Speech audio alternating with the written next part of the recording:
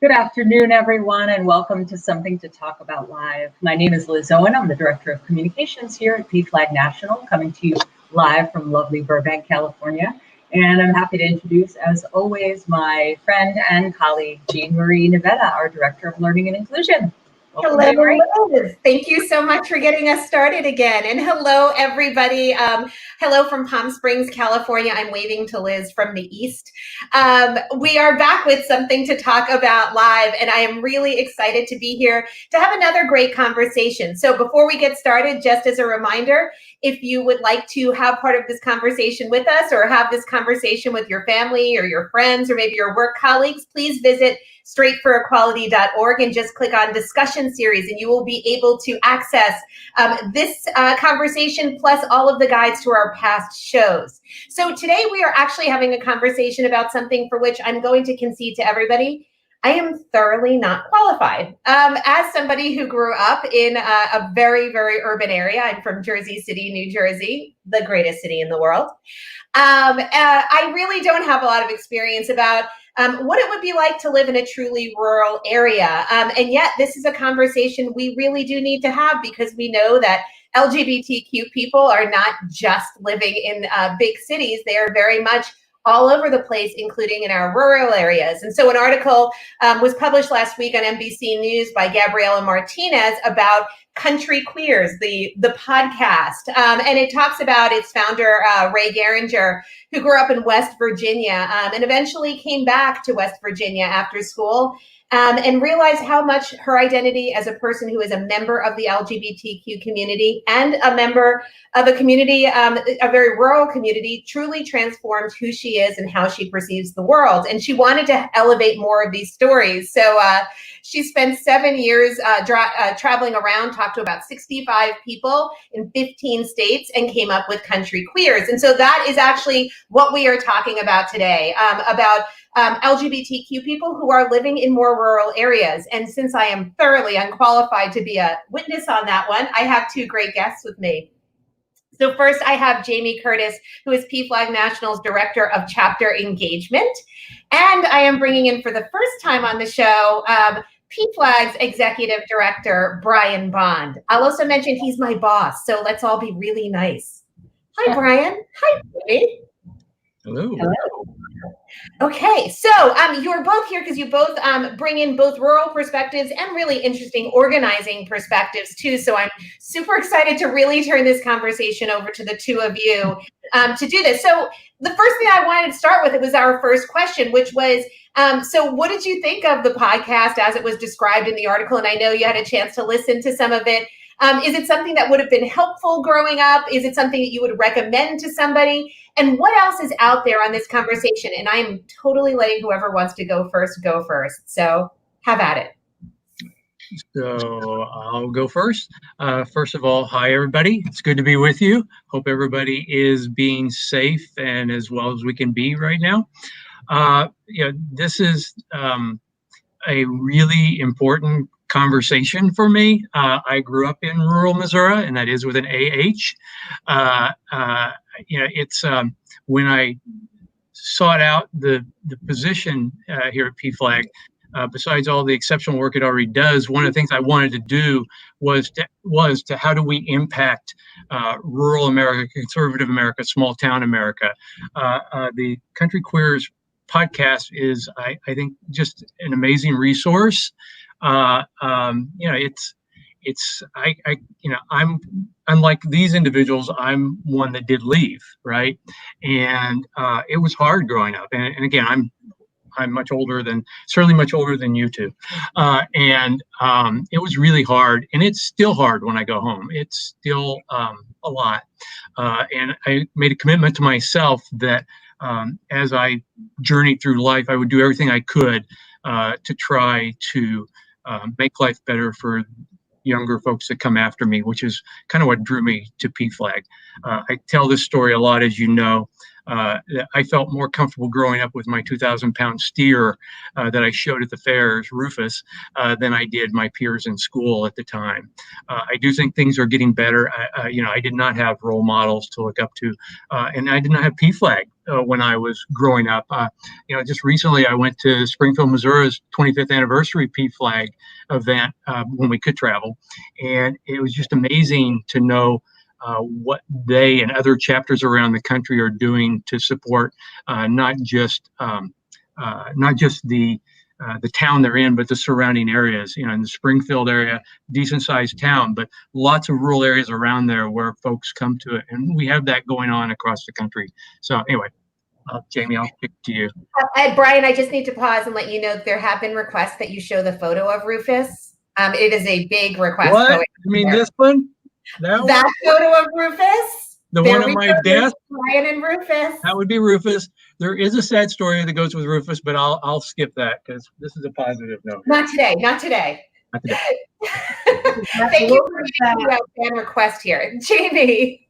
Yeah, we'll save that one for the Something to Talk About Live after dark that happens. But to Brian's point, there are more resources now, but there are just less resources in rural areas. There's less places to connect with other people and really come together and to meet people. And I know a lot of our chapters that are in rural areas, that's why they experience so many people coming to them from the LGBTQ plus community, because there just aren't a lot of other places to go. And so PFLAG chapters end up being that bright light in communities. And I think, thinking about this article and this podcast, having worked with Jean Marie now for 15-ish plus years, I have learned that telling stories are important. And it's certainly something we talk about at PFLAG, the importance of sharing your stories. And that's why I think this podcast is so great, because it's an opportunity for people to share their stories. And I really do think we learn so much about people when we just connect with them on that level and make that personal connection to hear their story. And I think, having the resource of podcasts, which we did not have when any of us were growing up, that would be a great way for people that are feeling isolated or newly out, to listen and hear the stories of fellow LGBTQ plus people in rural areas. I think that was sort of a really interesting part of this article, and something that we've talked about at PFLAG a lot, that there are fewer resources in certain areas. We tend to see those in rural areas where people are more spaced out, where it seems that there is less demand, even though we know people are there, which sort of brings us into the second question, because there have been really limited resources in these places. Jamie, to your point, sometimes PFLAG chapters literally were the only game in town, with maybe like a gay bar or something like that, which became a real community center in a really fundamentally important way. So one of the interesting things in the article, it describes the founder of the project, Ray Geringer, talking about how this has been really pushed forward by crowdfunding, and that in fact they started a Kickstarter campaign that allowed Ray to travel 7,000 miles, interview 30 people in 30 days, which is an unbelievable undertaking when you think about what kind of work went into that. So that brings us to that second question, which is, this project has been largely powered by crowdfunding, probably people who would have benefited from this, who are now happy to share a little bit of resources. Why do you think it has been, first of all, why do you think it's been difficult to get funding for these projects in the first place? So Brian and Jamie, I'd love to hear from you. What do you think are the challenges there? And also, what do you think makes this one so fundable, and why we think it's probably going to be really popular? Why don't I go first on this one? I think that, sort of related to what I was saying, the sharing of personal stories really does help change hearts and minds, and it really does bring people along. We talk about that whether it's meeting with our members of the legislature, or when we're talking to family members, speaking from our perspective, sharing our stories. And I think that's what this podcast has the ability to do, is to change hearts and minds. Unfortunately, as we know, that isn't always measurable, and that's harder to track. And oftentimes, when it comes to funding, it's hard to raise funds for things that are harder to track like this, which long term could have a big impact, but we might not even know the people that it has an impact on. So I think that's why it can be hard to raise money around that, because people don't see a direct benefit. True. And, Leticia Mitchell, who's part of the PFLAG staff, just noted that there has been a survey that came out that actually said most LGBTQ people don't, in fact, live in urban areas, that, in fact, they live in other places. And yet this has really been stalled because there is this assumption that people are in one place and not the other, probably. Brian, anything that you would add to this around why you think it might have been challenging to fund, or what you think might be in store more for people in rural areas? Well, I think to some of what Jamie said, there's always been a misconception of, well, there can't be any queer folks there, right? And I think it's a Movement Advancement Project, did a survey, a study. It came out in last year. Something like 15 to 20% of our community live in rural spaces. And so I think, little pieces like that, little nuggets like that are allowing opportunities for funding, like around Country Queers and other ways for people to see that they're not alone. I think from a funding perspective and or an organizing perspective, for what we do and what other organizations do, there is a constituency there that needs to be served. It's funny, and you can define rural versus small town however you want. I mean, it could be all over the map. So I kind of lump anybody that's not, in the big cities on the coast and like the Chicagos and whatever's of the world. I still have this on my desk from a trip I did in North Carolina, the Salisbury Rowan chapter in North Carolina. That's doing the work, and I'm not, there's tons of our chapters doing that all over the place. So I think it's a collective awareness that there are community members there that need our support. And ironically, in a lot of these places, people on the ground already know that, right? It's the thunder, it's the coast, maybe sometimes that don't. And I'm not disparaging anybody for that, but they're not living that existence. It's kind of funny. And a lot of people on this will know the name, but one of my legal heroes, if you will, Shannon Mentor is he actually is one of these folks. He hasn't done the podcast, but we need to get him to do it because he's one of the most brilliant lawyers in our community. And he went home to rural Texas. I mean, I joked with him earlier today about tumbleweeds and whatever, but he's that was familiar to him.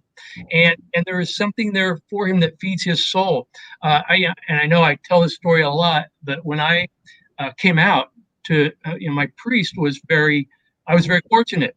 And this is a long time ago. And his response was, you're not going to go to hell, but you're going to want to move because you're not going to be happy here. And we got to be working to make sure people can be happy to be there. And if I could do a little plug, that's not going to solve it, but the work all of us as a community are doing to get the Equality Act passed, that speaks to the inequalities in services that many people in rural and small town space that are queer face. So, I got to throw in that little activist piece there that we need. It's not going to change hearts and minds, certainly not overnight. Those real life stories of people that you go to church with, or you shop in the grocery store with, or you go to the hardware store with, or candidly, you go to the auction and sell your cattle with, that's what changes hearts and minds. But we also need laws that back that up. Brian, I love that you made that point, because I've got to tell you, and Jamie, I'm sure you've heard this too, how many PFLAG parents we have talked to over the years who say, who are from more rural areas, who say, yeah, my son or my daughter or my child has left. They went to this city, they went to that city, and they won't come back here because there's no protections for them. There's nothing here for them. I mean, it's a story that I think I've probably heard dozens and dozens of times over the years at PFLAG. So I think your legislative point, while you sort of call it your advocacy plug, is a completely legitimate one, because that in fact does become a deciding factor for some people.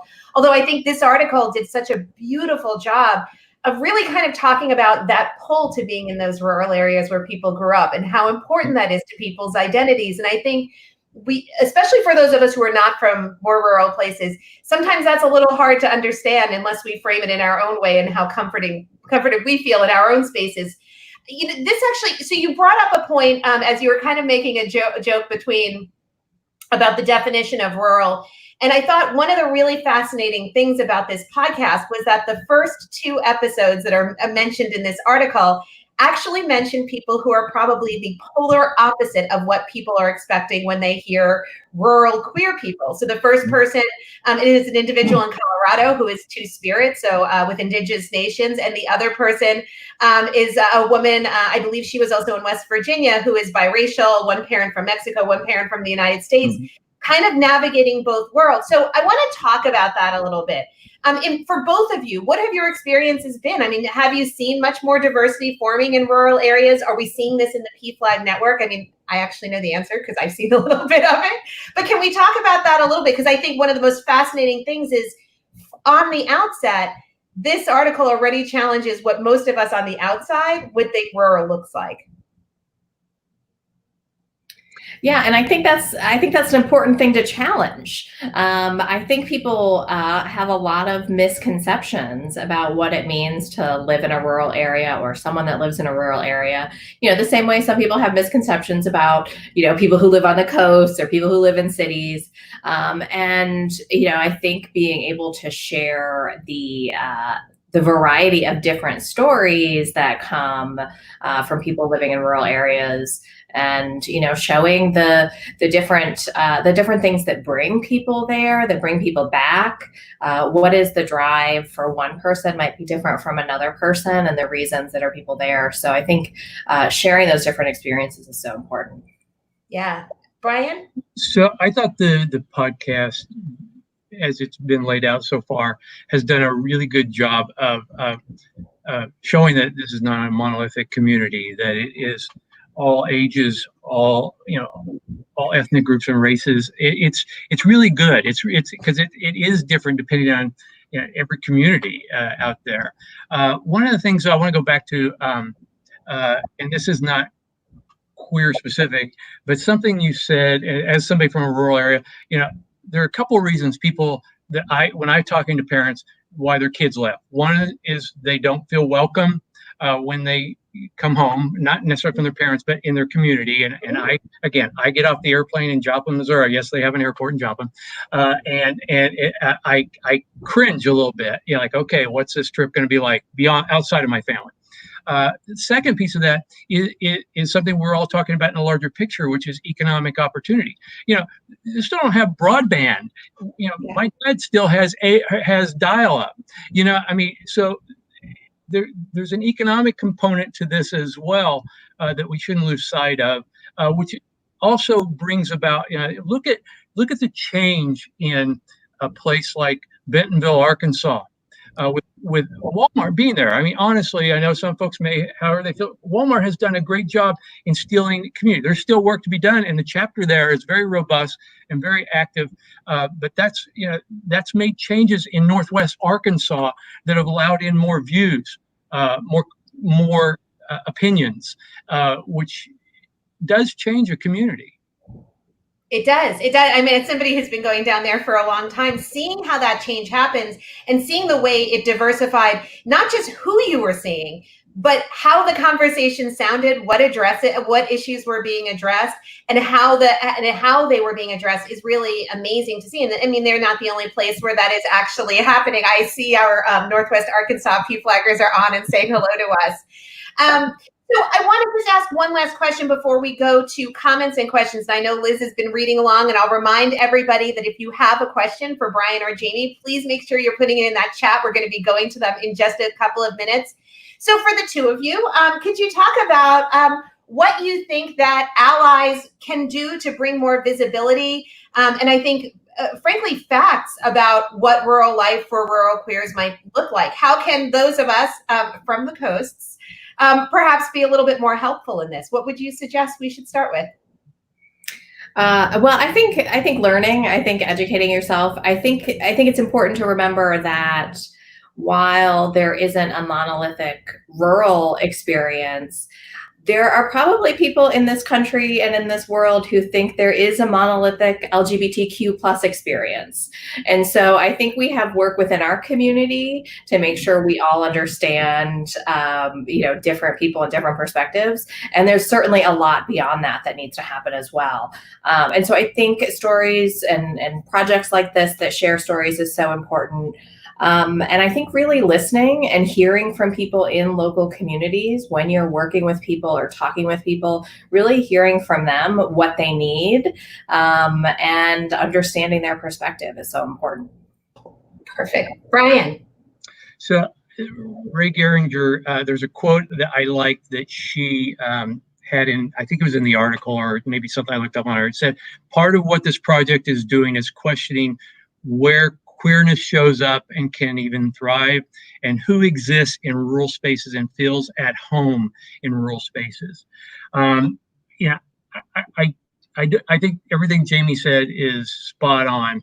I think I would put the onus back on us a little bit to be how to, again, I think tons of our chapters are doing stuff out there and kind of learning how they're doing that and sharing that. And I know we've had segments on that at the convention, but I think now that we have numbers that say 15 to 20%, it does bear us being there and learning from the chapters that are doing stuff.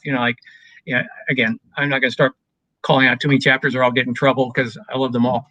But there are chapters in Michigan and North Carolina and Wyoming and Louisiana and all over the place that are touching rural spaces. So I just think there's some learning we can do. And I think, and I would turn for you, Jean Marie, you truly are a brilliant at learning and inclusion. What are some of those takeaways that we can utilize? Yeah.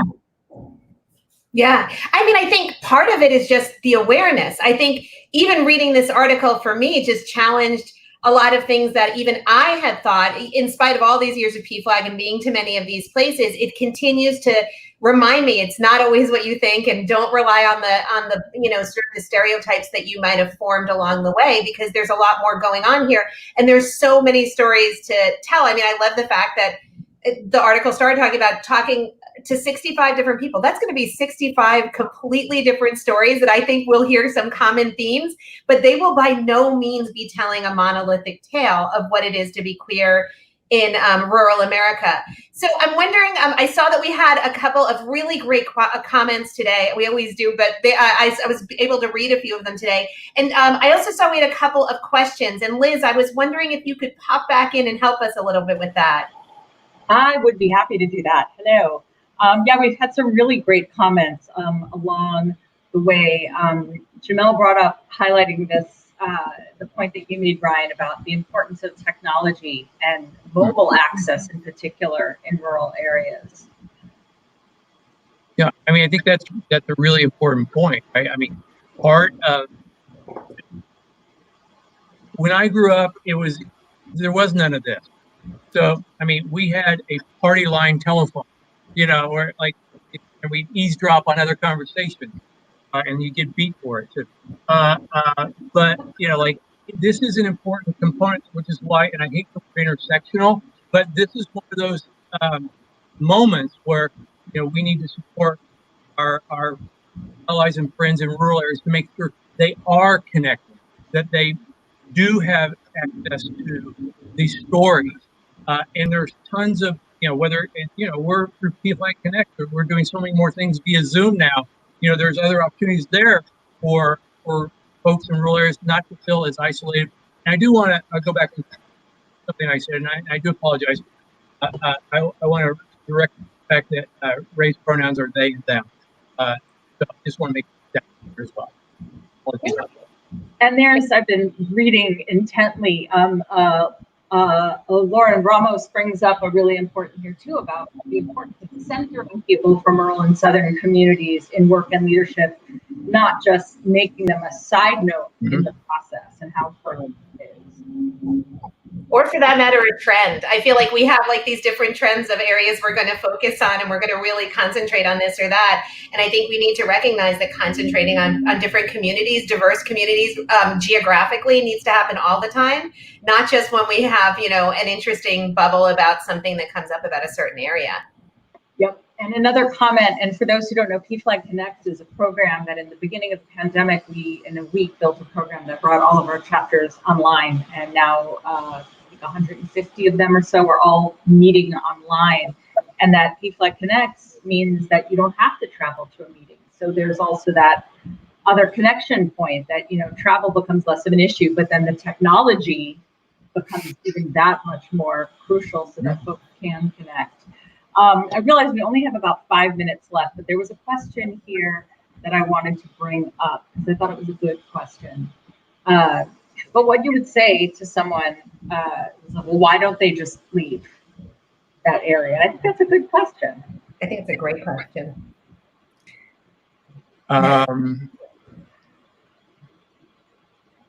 I will say about half the time when I get on an airplane to come back to DC, my heart breaks. Because I'm leaving the ones I love, the familiarity I have, good and bad, and a lot of memories, good and bad, in life, right? And it does, I literally say half the time I'm getting on the airplane at my heart break. And that's, again, part of what drives me. I think all the work we all collectively do to make people feel loved and appreciated and to be where they want to be.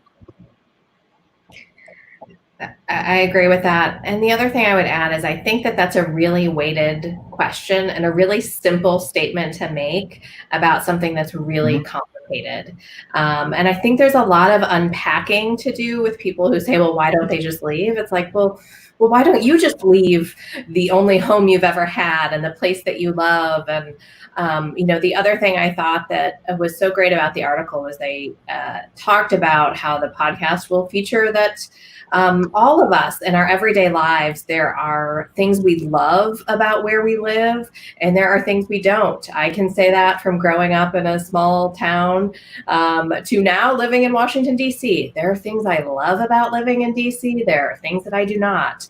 And so no one's experience is, 100% anything, but I think there's a lot to unpack, and that's a huge assumption to make that it's just easy for people to leave, and it doesn't really understand why people would want to stay. And so I think that that's a larger conversation worth having with people who sort of throw that out so easily. Well, and just to pile onto that, I think, again, it is kind of, well, what I would say is too, there's also some privilege in there. Some people can't leave, and some people, the responsibility and the onus is on them, and those are the folks, especially, that we need to be there for, because some of us have the privilege to be able to do things, and some don't, and we should be there for them. I think in some ways, and I realize we're now almost done, I love this, that it's rarely that simple. There are roots, and someone else brought up the comment, which I brought up, about, which I brought up on screen about people should be able to make a home wherever, in places where they feel nurtured, and that, we shouldn't expect them to have to shift who they are. And I think this is a very similar conversation we have around people who are in faith communities for long periods of time, right? Well, why don't you just pick another church? Well, that's a really complicated question if you have a long time, going back generations connection to a community, to just say, well, why don't you just leave? That's complicated and difficult and layered. And there is really something to be said for being the pioneer who stays to affect change from within, which PFLAG is really good at. Which a lot of these leaders are doing. It is what is changing communities. Any other comments to quickly squeeze in, Liz, or are we set for the day? Yeah, I thought this was it's true. It's a never easy leaving areas you love, especially due to bad stuff that shouldn't happen. It's easier said than done. And I think it leaves us with food for thought as we wrap this up with a minute to spare. Well, I want to thank you, Brian, for coming on finally to our show and joining us. This was really fun. And thank you, Jamie. I always appreciate your insights and reminding people how long we have, in fact, known each other. We were 10 when we met. 10. Thank you both. And I hope that you will both be back sometime very soon to continue the conversation with us. And this brings us to the end of today's show. So I want to thank both Brian and Jamie one more time for spending the 30 minutes with us. Thank you to Liz for keeping everything on track. And thank you most of all to everybody who participated. I actually had time to read comments a little bit more as we went along today. And it really makes me excited to see the conversations that you are having and hopefully the conversations you're going to have when we leave this. So as we close every single week, we do it the same way. We remind you to run fast, to laugh hard, and most of all, to be kind. Also, please wear your mask. Continue wearing your mask. Science matters. We are looking forward to seeing you next week again on Something to Talk About. Please visit us at pflag.org to learn more about PFLAG and get help. My name is Jean Marie Navetta, and I'm excited to see you next Thursday.